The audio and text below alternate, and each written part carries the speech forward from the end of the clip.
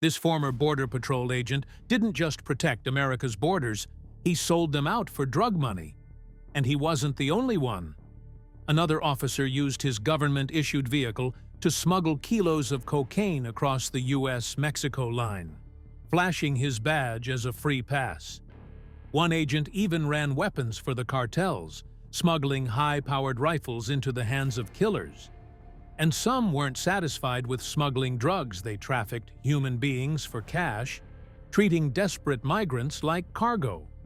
These are the most corrupt U.S. Border Patrol agents, and how greed, arrogance, and cartel ties brought them crashing down.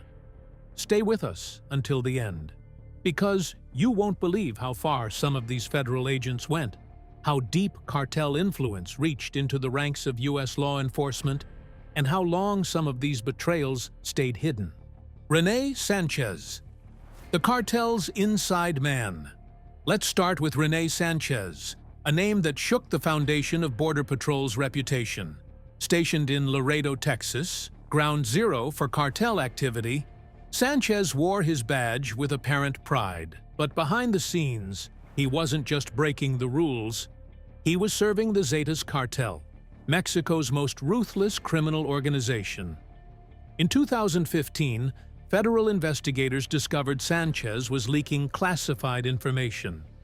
Every time Homeland Security or the DEA planned a raid, Sanchez tipped off cartel contacts. Stash houses were moved. Traffickers disappeared. Shipments vanished. The Zetas rewarded him handsomely.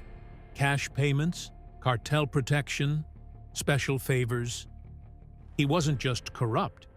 He became their trusted asset inside U.S. law enforcement. It took a federal sting operation to finally bring him down. Sanchez was arrested, confessed, and sent to prison, proving that even trusted agents could become the enemy within. Joel Luna, blood ties to the cartel. Next, Joel Luna, whose betrayal sent shockwaves nationwide. Luna wasn't just a corrupt officer. He was family with the Gulf Cartel. As a Border Patrol agent, Luna had access to intelligence, patrol schedules, and border security plans. He used all of it to protect his brother's criminal empire, smuggling drugs, laundering money, even running weapons. But the most chilling discovery came when authorities raided his safe deposit box. Inside, they found over $90,000 in cartel cash, packets of narcotics, and a blood-stained knife linked to a cartel murder. Luna's case proved something terrifying. Sometimes, cartel influence isn't bought, it's born. He was convicted in 2017 and sentenced to a long prison term. Hector Silva, the smuggler with a badge. Hector Silva wasn't helping smugglers, he became one. In 2012, Silva was caught using his official Border Patrol SUV to move over 150 pounds of cocaine across Texas highways. With his badge and uniform, Silva waved through checkpoints, hiding massive drug loads in plain sight. Federal agents arrested him in a sting. His phone revealed cartel contacts, drug routes, and payoffs. Silva was sentenced to 17 years in prison. He later admitted it wasn't desperation, it was greed. Yolanda Martinez, the cartel's trusted courier. It wasn't just male agents crossing the line. Yolanda Martinez, once seen as a rising star in Border Patrol, was caught smuggling meth, heroin, and cocaine. Using her Border Patrol SUV, she ferried drugs worth over $1 million. In 2018, DEA agents arrested her, and her fall from grace made headlines. She pled guilty and was sentenced, becoming a warning sign that no one, regardless of rank or gender, was above suspicion. Robert Hall, arrogant double agent. If betrayal had a face, it would be Robert Hall, an undercover agent tasked with infiltrating drug cartels. But instead of taking them down, he joined them. In 2017, Hall was exposed for teaching cartel members how to avoid U.S. surveillance, even helping them time their drug shipments. He trusted the wrong person, an informant posing as a cartel boss, and walked right into a sting. Hall received 30 years in prison, a brutal end for a man once hailed as a federal hero. Daniel Munoz, the human smuggler. While others ran drugs, Daniel Munoz ran people. In 2016, Munoz used his insider knowledge to smuggle dozens of migrants across the Texas border. He pocketed tens of thousands per trip, cramming migrants into vans and bypassing checkpoints with his badge. His arrest sparked outrage. The case exposed the growing link between human trafficking and corrupt law enforcement. Munoz is now serving federal time. Juan Pimentel, the gun runner. This wasn't about drugs. It was about weapons of war. In 2014, Pimentel was caught smuggling military-grade firearms, including AR-15s, into Mexico. A federal sting took him down before he could deliver the weapons. Pimentel's case exploded in the media.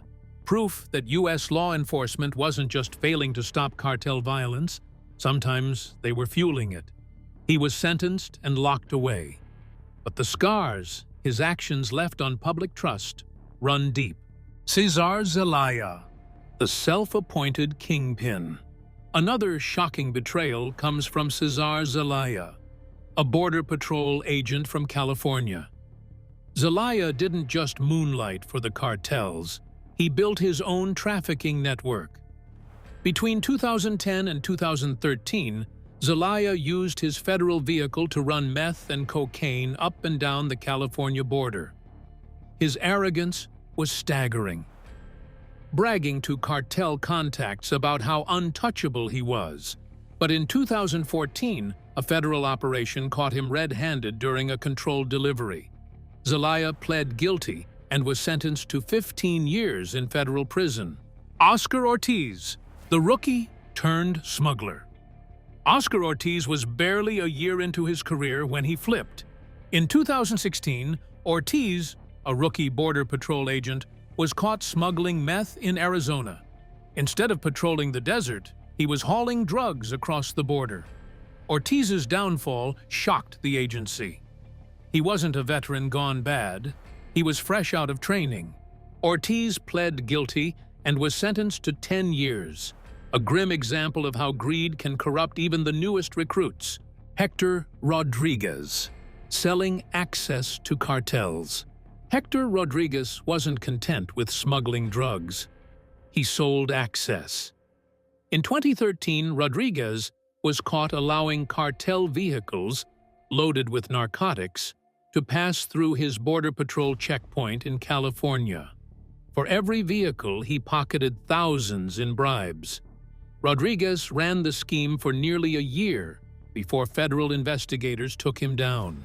He's now serving a 20-year sentence. These aren't isolated cases. From Texas to California to Arizona, the southern border has seen dozens of federal agents turned smugglers, traffickers, and informants. In 2019 alone, Homeland Security's Office of Inspector General investigated over 2,300 allegations of employee misconduct, many tied to corruption. The Department of Homeland Security admitted cartels specifically target U.S. border agents for bribery and blackmail. Why?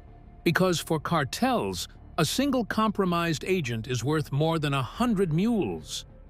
One badge, one smuggler in uniform, one key to the kingdom.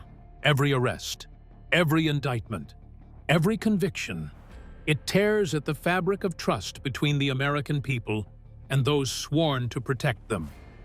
Border Patrol agents are supposed to stand on the front lines, not sell out to the enemy. These betrayals forced massive reforms inside the agency. Stricter background checks, random polygraphs, aggressive internal affairs divisions, mandatory anti-corruption training. But the scars remain. Every arrest, every indictment, every conviction, it tears at the fab. These weren't just street criminals. They were federal agents, trained, armed, trusted with national security. And they sold it all for greed. Some smuggled drugs. Some trafficked human beings. Some sold out their own country to violent cartels. Others funneled weapons into Mexico's brutal drug war. They thought they were untouchable. They thought the badge made them immune. But every single one of them ended up in the same place: federal prison. And their betrayal didn't just cost them their freedom. It damaged the reputation of every honest officer who risks their life every single day. So now we ask you, which story shocked you the most? Did justice get served, or did some of them get off too easy? Tell us in the comments below. And if you want more true stories of corruption, betrayal, and justice, hit that like button, subscribe to the channel, and turn on notifications, because these cases are just the beginning. Stay sharp, stay safe. See you next time.